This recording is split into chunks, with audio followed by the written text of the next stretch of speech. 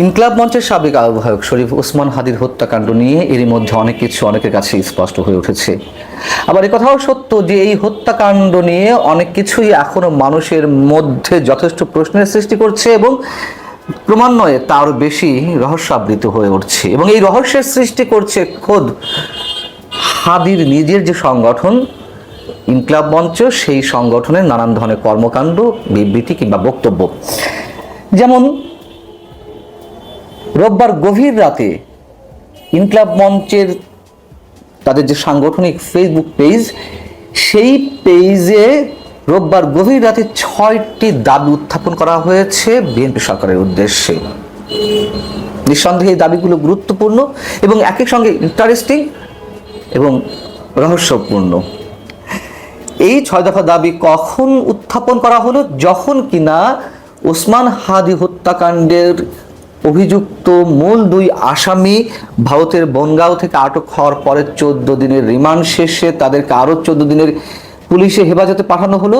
সেই মুহূর্তে ভারতের সাংবাদিকদের প্রশ্নের মুখে যখন ফয়সাল জানালেন যে হাদি হত্যাকাণ্ডের সঙ্গে জামাত ইসলামী জড়িত, ঠিক তার পরপরই মধ্যরাতে 6 দফা দাবি নিয়ে একটি বিবৃতি প্রকাশ করা হলো ইনকিলাব মঞ্চের পক্ষ থেকে এবং সেখানে বলা হচ্ছে যে হাদি হত্যাকাণ্ডের আসামিদের রিমান্ড ও প্রক্রিয়া নিয়ে বাংলাদেশ সরকারের রহস্যজনক নীরবতা ও নিষ্ক্রিয়তায় গভীরভাবে হতাশ এবং ক্ষুব্ধ ইনকিলাব মঞ্চ।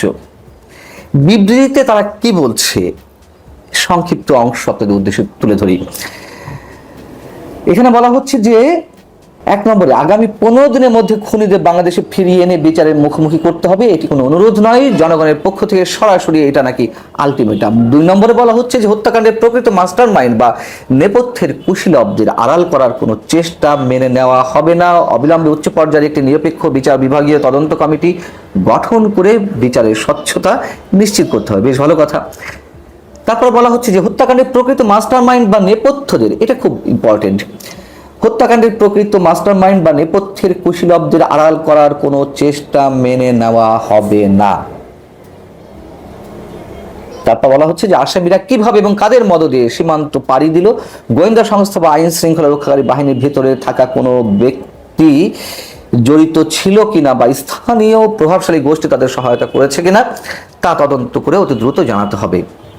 তারপরে বলা হচ্ছে যে ওসমান হাদি হত্যার বিচার কোনো বন্ধ ঘরে বা গোপন ট্রায়ালে করা হবে না এবং এটি করতে হবে ওপেন ট্রায়াল সিস্টেমে, যা গণমাধ্যমে সরাসরি সম্প্রচার করা হবে। বেশ ভালো কথা, আবারও বলছি। এবং আগামী 15 কার্য দিবসের মধ্যে আসামিদের দেশে ফিরিয়ে আনার দৃশ্যমান অগ্রগতি বা রোড ম্যাপ ঘোষণা করা না হলে ইনকিলাব মঞ্চ ঢাকা সহ সারা দেশে একযোগে কঠোর কর্মসূচি দিতে বাধ্য হবে। প্রতিটাই খুব সিগনিফিকেন্ট এবং প্রতিটা দাবির পেছনে অনেক ধরনের প্রশ্ন অনেকের মনে হতে পারে। প্রথম কথা হচ্ছে যে ভারত এই হত্যাকাণ্ডের বিষয়ে নিশ্চয় তদন্ত করতে পারে না। তারা বড়জোর যে ভারতে অনুপ্রবেশ করেছে সেটির বিষয়ে তদন্ত করতে পারে, সেটির বিষয়ে তারা জিজ্ঞাসাবাদ করতে পারে। সরকার ভারত থেকে অভিযুক্ত এই হত্যাকারীদের ফিরিয়ে আনতে কতটুকু করছে সেটি নিয়ে আলোচনা হতে পারে। কিন্তু যখন বলা হচ্ছে যে হত্যাকাণ্ডের প্রকৃত মাস্টার মাইন্ড বা নেপথ্যের কুশীলবদের আড়াল করার কোনো চেষ্টা মেনে নেওয়া হবে না, কেন এই কথা বলা হচ্ছে? যখন ফয়সাল অভিযুক্ত প্রধান আসামি, তিনি যখন বলছেন সাংবাদিকদের কাছে যে এই হত্যাকাণ্ডের সঙ্গে আমি জড়িত নই, জামাত ইসলামী জড়িত, তাহলে জামাত ইসলামী কারা হত্যাকারী? তিনি বলছিলেন যে কে জড়িত আমি জানি না, তবে নামটি বেরিয়ে আসার পরপরই ওই দিনই মধ্যরাতে এমন একটি 6 দফা দাবি সম্বলিত বিবৃতি কেন দেয়া হলো? তারপর বলা হচ্ছে যে উচ্চ পর্যায়ে একটি নিরপেক্ষ বিচার বিভাগীয় তদন্ত কমিটি গঠন করতে হবে। এর আগে আমরা কি দেখেছি? নির্বাচনের মাত্র 4-5 দিন আগে তারা যমুনা ঘেরাও করলো ইনকিলাব মঞ্চের নেতাকর্মীরা, যেই যমুনাতে থাকতেন সাবেক প্রধান উপদেষ্টা। তো কি বলছিল? জাতিসংঘের অধীনে তদন্ত করতে হবে।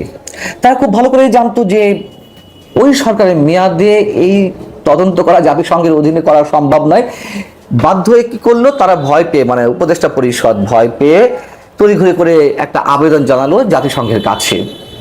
এবং ওই সময় নানান ধরনের প্রশ্ন উঠেছিল এবং প্রশ্ন এখনো আছে যে ওই সময় ইনকলাব মঞ্চকে কারা নামিয়েছিল উইদিন শর্ট টাইম এটি যে করা সম্ভব না সবাই জানতো, তারপরেও একটা অস্থির পরিবেশ সৃষ্টি করার উদ্দেশ্যে কারা নামিয়েছিল ইনকলাব মঞ্চের নেতাকর্মীদের এরকম যুদ্ধংদেহী মনোভাবের সাথে।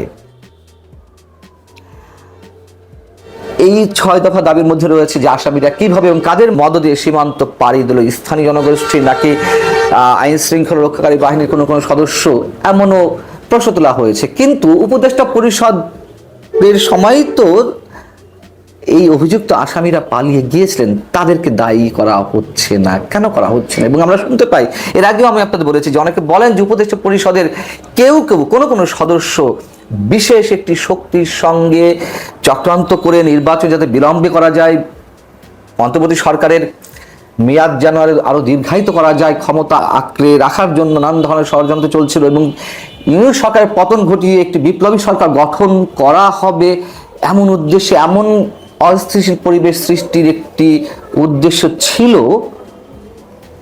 যার মাধ্যমে এবং যেই প্রক্রিয়ার অংশ হিসেবে হাদি হত্যাকাণ্ড নিয়ে একটা তুমুল অস্থিরতা সৃষ্টির চেষ্টা করা হচ্ছিল।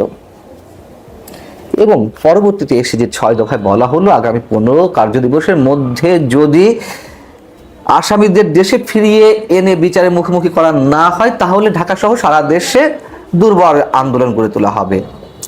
এখন তারেক রহমানের নেতৃত্বে যে বিএনপি সরকার, সেই সরকারকে অস্থির করতে সংসদ এবং সংসদের বাইরে কারা হুঙ্কার হুঁশিয়ারি ছাড়ছে 1 মাস যেতে না যেতেই সরকার গঠনের, তাও তো আমরা জানি।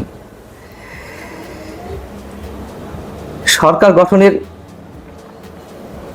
1 মাস পরে এসে হাদি হত্যাকাণ্ডের বিষয়টি নিঃসন্দেহে নতুন করে অনেক কিছুর মোড় ঘুরিয়ে দিচ্ছে রাজনীতিতে।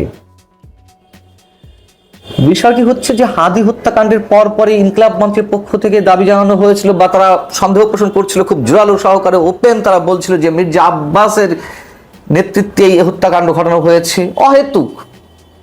আমরা সবাই জানি কিভাবে মির্জা আব্বাসকে মব ক্রিয়েট করা হচ্ছিল তার উপরে, সেই সব বিষয় আমরা জানি। আবার আমার হচ্ছে যে আওয়ামী লীগ করিয়েছে, ফ্যাসিবাদী দল আওয়ামী লীগ এই হত্যাকাণ্ডের সঙ্গে জড়িত।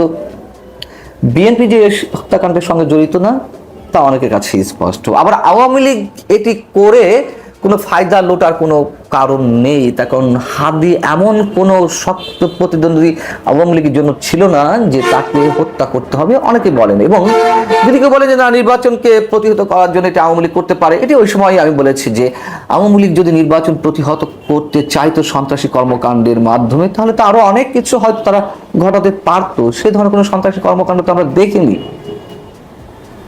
তাহলে কোন বিশেষ শক্তি আর বাকি থাকছে নানান ধরনের ষড়যন্ত্রের জাল বিস্তারের জন্য হাতিকে হত্যা করতে পারে?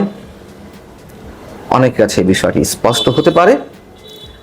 এবং ইনকলাব মঞ্চে যে 6 দফা দাবি শেষ পর্যায়ে এসে মধ্যরাতে আমাদের সামনে উপস্থাপন করা হলো, সেটিও আমাদের সেই সব সন্দেহের সঙ্গে অনেকখানি মিলে যায়। ইনকলাব মঞ্চের নেতা কর্মীরা তারা নিজেরা ব্যবহৃত হচ্ছে না, তাদেরকে ব্যবহার করা হচ্ছে নাকি তারা বুঝে হোক না বুঝে হোক এগুলো করছে, সেসব নিয়ে অনেক প্রশ্ন ওঠাটা খুবই স্বাভাবিক। ভালো থাকুন, আল্লাহ হাফিজ।